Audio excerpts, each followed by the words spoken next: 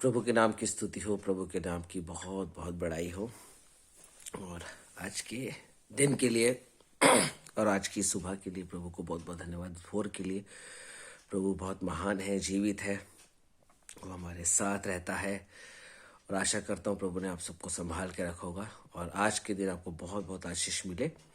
और आज का वचन है जो प्रभु ने मन में डाला है, वो है नीति वचन, उसका 16वां अध्याय। उसके आगे से पढ़ रहा हूं। मन की युक्ति मनुष्य के वश में रहती है, परंतु मुंह से कहना यहोवा ही की ओर से होता है। मनुष्य का सारा चाल चलन अपनी दृष्टि में पवित्र ठहरता है, परंतु यहोवा मन को तोलता है। अपने कामों को यहोवा पर डाल दे, इससे तेरी कल्पनाएं सिद्ध होंगी। यहोवा ने सब वस्तु विशेष उद्देश्य के लिए बनाई है, वरन दुष्ट को भी विपत्ति भोगने के लिए बनाया है। सब मन के घमंडियों से यहोवा घृणा करता है। मैं दृढ़ता से कहता हूं, ऐसे लोग निर्दोष ना ठहरेंगे। तो प्रभु का वचन बहुत सामर्थी है और कुछ बातें हमें सिखाना चाहता है। मन की युक्ति मनुष्य के वश में रहती है, परंतु मुंह से कहना यहोवा ही की ओर से होता है। यहोवा ही की ओर से यानी परमेश्वर ही है जब कंट्रोल करता है मनुष्य को। तो मनुष्य के जीवन में बहुत सारी युक्तियां होती हैं, वो सीधी भी हो सकती हैं, उल्टी सीधी सारी युक्ति होती हैं, लेकिन मुंह से कहलवाना केवल परमेश्वर के ओर से ही होता है। इसका अर्थ यह है कि हम परमेश्वर से बढ़कर नहीं हो सकते।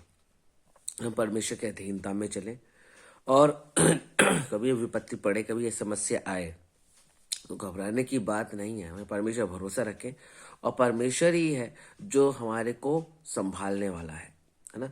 और परमेश्वर को कहते हैं मनुष्य का सारा चलन अपनी दृष्टि में पवित्र ठहरता है। जो कुछ भी यहाँ दुनिया में जितने भी मनुष्य हैं, जितने भी लोग हैं, वो उनसे पूछिए ऐसा क्यों कर रहे हैं, तुम्हें क्या मतलब, ये मत करो, अरे तुम्हें क्या मतलब, हम जो कर रहे हैं अच्छा कर रहे हैं। यानी दृष्टि में, अपनी दृष्टि में मनुष्य जो कर रहा है वो अच्छा कर रहा है, पवित्र है, उसके चाल चलन उसकी दृष्टि में उसका पवित्र है।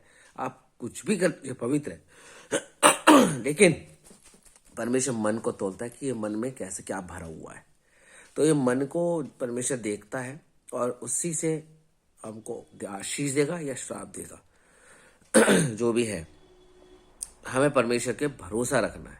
ठीक है, आप देखते हैं कितना धर्मी है, अरे कितना दयालु है, अरे कितना, लेकिन मन में क्या है हम नहीं देख सकते। ये परमेश्वर देखता है और उसके अनुसार उसको प्रतिफल दे देगा।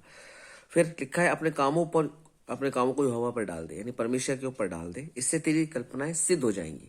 अपनी जितनी कल्पनाएं हैं हम परमेश्वर के ऊपर डालें, सारा बोझ परमेश्वर के ऊपर डालें और हम फ्री हो जाएं। तो परमेश्वर का वचन कहता है इससे तेरी सारी कल्पनाएं सिद्ध हो जाएंगी। जो भी कल्पना जो कर रहा है तो सिद्ध हो जाएंगे। यहोवा ने सब वस्तु विशेष उद्देश्य के लिए बनाया। परमेश्वर बताना चाहता है मनुष्य धर्मी और दुष्ट के बारे में। परमेश्वर ने सब वस्तुएं विशेष के उद्देश्य के लिए बनाई है, वरन दुष्ट को भी विपत्ति भोगने के लिए बनाया है। अब इन चारों में 3 पदों में जो पढ़ा है हमने, उसमें चौथे में सारांश कर दिया कि दुष्टों जो है उनको विशेष उद्देश्य के लिए बनाया है। सारी वस्तु बनाई विशेष उद्देश्य, हर एक चीज विशेष उद्देश्य, सूर्य चंद्रमा तारे सबको बनाया है, यानी दुष्ट को ही बना दिया। वो दुष्ट खुद बन गया और जब परमेश्वर के वचन को देखेंगे तो वो दुष्ट है। जो काम परमेश्वर के विरुद्ध में कर रहा है वो दुष्ट है। और वे दुष्ट जो है उसके लिए विपत्ति ठहराई है, वो उसको भोगना ही भोगना है।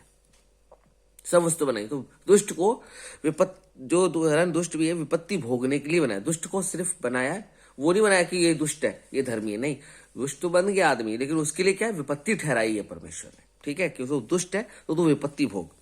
और फिर लिखा है सब मन के घमंडियों से यहोवा क्या करता है, यानी परमेश्वर घृणा करता है। जो मन से घमंडी है, हर चीज पे घमंड करते हैं।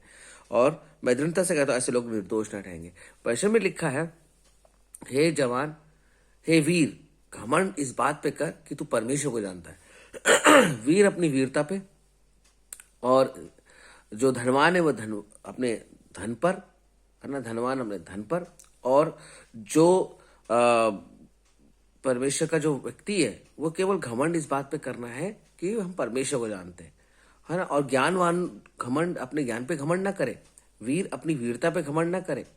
ठीक है, और जो व्यक्ति है जो घमंड से भरा हुआ होता है परमेश्वर से पसंद नहीं करता है। इसलिए परमेश्वर हमसे जो बात करना चाहता है वो ये है कि तुम घमंड किसी बात पे मत करो। हे वीर अपनी वीरता पे, हे ज्ञानवान अपने ज्ञान पर, हे धनवान अपने धन पर तू घमंड ना कर, वरन घमंड इस बात पे करना है कि हम ऐसे परमेश्वर को जानते हैं जो हमारे साथ रहता है। हम ऐसे परमेश्वर को जानते हैं जो हमें विपत्तियों से बचाता है। हम ऐसे परमेश्वर को जानते हैं जो हमारे साथ साथ रहकर हमसे कहता है मत डर, मैं तेरे साथ हूं। तो प्रभु को बहुत बहुत धन्यवाद, है ना। इस बात को हम हमेशा याद रखें कि परमेश्वर हमारे साथ है। हमारे मुंह से जो जो बातें, अगर हम डर जाते हैं कहीं हम क्या बोलेंगे, आप परमेश्वर के चरणों में जाइए और जब बैठेंगे तो आपके मुंह से केवल वही बात निकालेंगे परमेश्वर जो आपके लिए हानि नहीं लाभ की होंगी। और आपकी वो इतने अच्छे से सुंदर सुंदर वचन आपके मुंह से होंगे कि लोग खड़े हो जाएंगे और लोग तालियां बजाएंगे। हम लोग एप्लीकेशन लिखते थे, सबने लिखी होगी, आप सबने लिखी होगी, स्कूल का एप्लीकेशन लिखते थे तो वो छुट्टी देने के लिए तो बड़े अच्छे शब्द लिखते थे, है ना, ताकि मैडम पढ़ते ही छुट्टी दे दे, सर पढ़ते ही छुट्टी दे दे। तो वो अच्छे शब्द केवल परमेश्वर की ओर से ही मिल सकते हैं। हमें घबराने की बात नहीं है, हमेशा अपने परमेश्वर पर भरोसा रखना है, उसके अनुसार चलना है, उसके अनुसार ही कार्य करने हैं। और इस मन को ना हमेशा अच्छी बातों से, परमेश्वर के ज्ञान वरदानों से हमें भर के रखना है। तभी परमेश्वर हमारे जीवन में काम करेंगे, हमारे साथ साथ रहेंगे, सभी हमें आशीष मिल सकती है। तो प्रभु इस वचन से आप सबको आशीष दे। आज का दिन आपके लिए फलवंत रहे और हर एक दुष्ट की हर एक बातों से बच के रहे।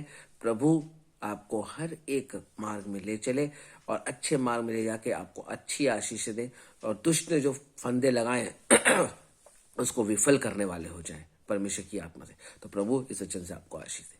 जय मसीह की।